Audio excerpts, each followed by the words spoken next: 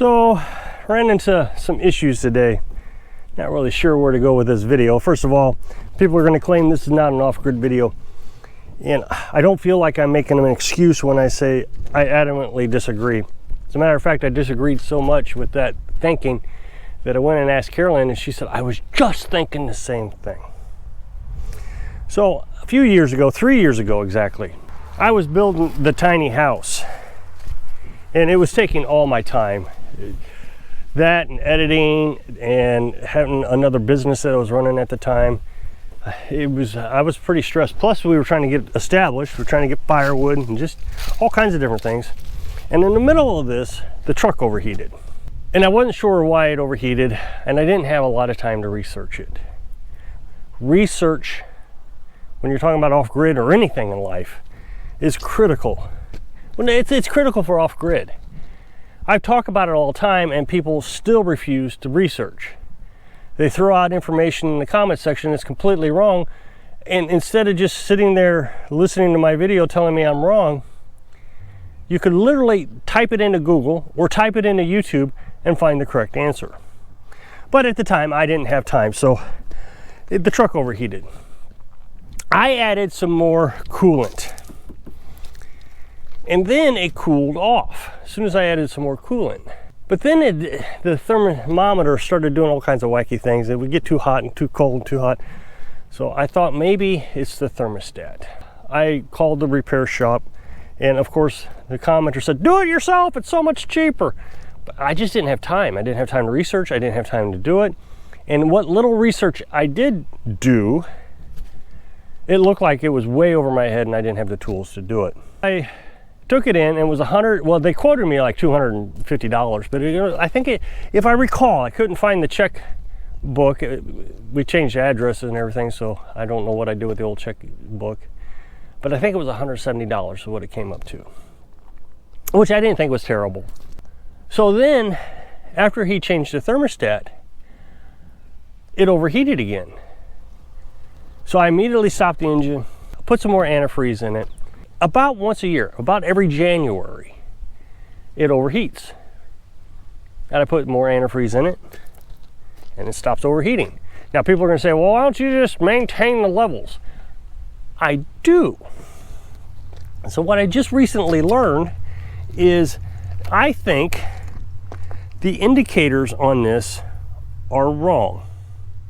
There's two arrows right here, tells you where the antifreeze level is supposed to be. It's got to be much higher than that. As soon as it gets below those arrows, I mean just underneath those arrows, it starts to overheat. Well, I thought maybe I had a leak. Well, then I mentioned it one time in the comment section, and everybody replied to that I just barely mentioned it too, that no, these modern day cars, there is a natural seepage to it somewhere or another. I guess a water pump. But there's no leaks. I mean, I can't find any leaks. I put cardboard under here overnight and all kinds of things. So about once a year, you got to fill it up. Well, again, I didn't know that until like yesterday. So a couple days ago, we were down at the conservation area, just kind of enjoying the sights. And I heard something in the truck, but I didn't pay much attention to it. It didn't sound completely unusual. Wasn't sure what it was at the moment. But like I said, we were seeing the sights. And I drove another maybe 2 minutes, and I noticed the gauge, the thermometer, said the truck was overheating. As soon as it was feasible, 30 seconds later, maybe a minute, I pulled over. I always keep antifreeze in the truck. See, right here. And I put some more in it. Started the truck back up, and it ran cold. Just like it did in the past. Well, in the past, it was heating up, cooling down, heating up, cooling down. But this time, it's just running cold. It won't even budge. Came home, I think I messed with it a little bit that night, and I sat here in the parking lot, or in the driveway I should say, and I revved up the engine and I got it to heat up. It was very slow, but it heated up. So I thought, okay, problem solved, we're okay. Well, a few days later, get back in the truck and it won't heat up. So my mind is either two different areas. Either there is an air pocket in the system or the thermostat's bad. Well, I couldn't understand why there would be an air pocket in there. There hadn't been an air pocket in before. Usually you get an air pocket when you empty the system and then fill it back up. But I hadn't done that. I just filled it a little bit here in the reservoir. I studied it quite a bit over the last couple of days, and I've been really trying to understand what's going on. What happens is, of course, you need to pull over right away when your car's overheating. And I thought I did. Both times that I've had this problem, I really thought I pulled over as fast as I could. But these thermostats, as soon as they overheat, go out. And I didn't know this. I don't know why I didn't know this. It's not in the maintenance book. But you're supposed to replace the thermostat every few years anyways. So here we got 18,000 miles on it, and I'm replacing the thermostat. I looked into it, and apparently as soon as it overheats, it can damage the thermostat. So the last 2 years, I've actually been kind of lucky. But I've also learned that I got to keep this fuller than what it says. I mean, it's not even close to being at the right indicator. Those two little arrows, that's not even close. So I'm just going to keep it full, and if it spews over and I waste a little, I don't really care, because it'll spew over if there's too much in it. I'll just let it spew over, and then I'll just make sure it's always above those arrows from now on. I'm not going to do this again. So I was really researching what I need to do to change the thermostat. Now, back in the olden days, the thermostat was right up here in the front. Hose going right to it. I remember back in the 90s, I replaced my first one, but not anymore. So it's way over here in the side. And every YouTube video I have watched, you can't see it. You just can't see it. And I'm not even going to be able to show you, but there's a bolt right there. I don't know if you can see it, but there's a bolt there. And then there's another one way up here I know you're not going to be able to see at all. And so, yeah, it's way up here. You got to take the tire off. Now, you're supposed to take the shroud off according to all the YouTube videos, but I don't see it being in the way at all. I don't have the correct tools to pop those rivets out and everything. If it is an issue, I'm just going to take my pocket knife and cut off a little bit of piece right here so I can, because it's flexible. And maybe you can see that when I flex it, you're not gaining maybe 2 inches. I don't think it's going to be in the way. But the one thing I did learn that only one YouTube video showed, and it was from a professional mechanic, not a shade tree mechanic, was to take this air boom off, take it off, which wasn't hard to do at all, actually. There was one screw here, one hose clamp here, one hose clamp here, popped right off. And now it exposes everything. So I'll be able to reach it much better. There's the hose. Maybe you can see the hose. My hand will be able to reach in here. Now, the one thing it does have that one shade tree mechanic said he really struggled with is it has an electrical connection, which does have me concerned, but that's why the shroud is off, because I'll be able to manipulate it a little bit better. But the electrical connection is right here. He said that was a real pain to get off. I don't think it's going to be a huge problem. But I'm just going to take my time. Even if it takes a couple days to do this, I'm just going to take my time. I think I got everything I need. And if I don't, well, there is a mechanic half a mile away from here, just one of these old country hick mechanics, and he's the one that did this the first time. So I'll just see if he'll drag me over there. I don't think he has a tow truck, but I'm sure he would, somebody around here would pull me over there. Give them 20 bucks, they'll come and hook a chain up to me. So I'll give it a shot. Can't hurt. Here's the thing, is I don't like making YouTube videos unless I know the end result. So I'm taking a huge risk today. I'm making a video and I'm not sure it's going to work. This is one of the disadvantages, I will admit, of living so far away from anybody. We had to drive 40 miles round trip to pick up this part. I was going to get it off Amazon, but there's 2 different parts and I wasn't sure which one to get. So went to AutoZone, and of course they know what I'm supposed to get. If they don't, well, I might be stuck here.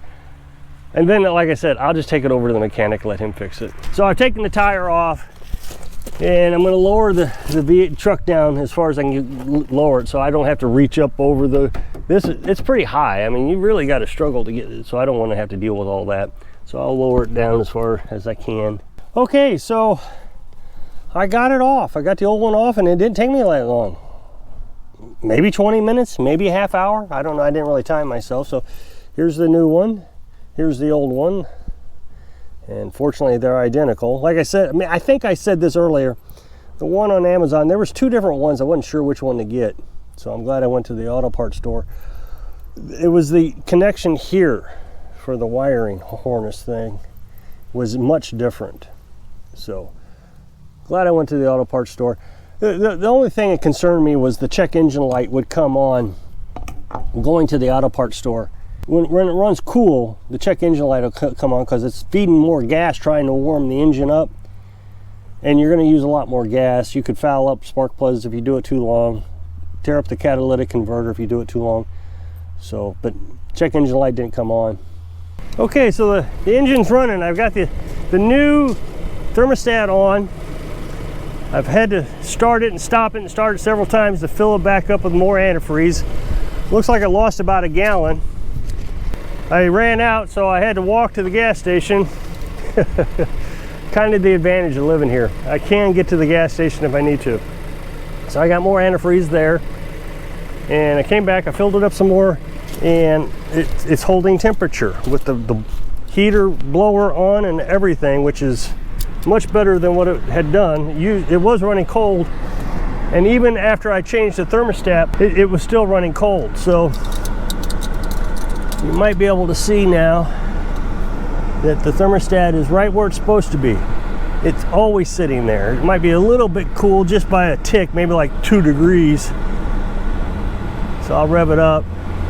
You can probably hear that the blower is on with the heater, so I'm making sure that I'm getting plenty of temperature through here. The thermostat seems to be cycling, that it's working.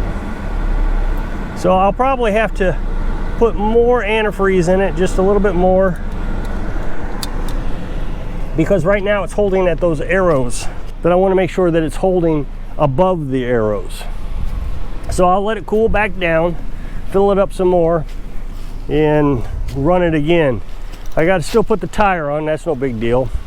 But the reason I left the tire off is I wanted to make sure that the thermostat wasn't leaking. So I've been flashing my flashlight up in here to see if I can see anything dripping. Of course, I spilt it quite a bit when I took the hose off, but I saved myself probably a gallon by doing that. What I did was I pinched the bottom hose with these, being careful not to poke a hole in the hose. That way I didn't lose all the fluid out of the radiator.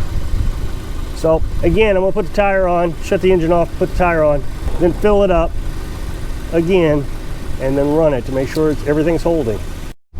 Okay, so although the thermostat, or the thermometer I should say, appeared to be holding temperature, we took it for a test drive and it cooled right off, just like the thermostat was stuck open again. So I was a little confused on what was going on. If thermostat was stuck open, it wouldn't get up to temperature and it wouldn't hold sitting in the driveway. So I did some more research, and it appears that it may have not been burped properly. That's what they call it, burp, when there's air in the system. So I did a lot of research. Again, research. So it's, several hours later since the last recording. And I'm supposed to sit in here with the radiator cap off. Now, it's got a reservoir. Everything I saw had the radiator cap on the radiator. But I don't have that. I have a radiator cap on the reservoir. That's all I got. So I thought, well, I'll just go ahead and do it anyway. So you're supposed to have the radiator cap off and run the engine at temperature for 20 minutes. So I actually went 30 minutes, and I'm still doing it right now. And the reason I went 30 minutes is because the first, 10 minutes or so, 5 minutes, it was getting up to temperature. So I've been sitting here just letting it run about 2,000 RPMs, and it's been holding temperature perfectly. So if this doesn't work, then I definitely need to do more research Looked at the fan, because there was a piece of information that said the fan could be turning all the time and not shutting off, but it shut off. I actually took the fuse out just to make sure it was off. I mean, I don't know why I did that, but it was off. So it's cycling correctly. One other thing said that the heater core could be stuck or jammed up, except we're getting heat. So I'd be a little bit suspicious on that one. But if the burping works, then I don't need to go any further. It appears to be holding temperature, and we'll take it for another test drive. I got to let it cool down. So the key to this video is do research. I just get so many people just going on old information. Granny told me, Grandpa told me, those kind of things.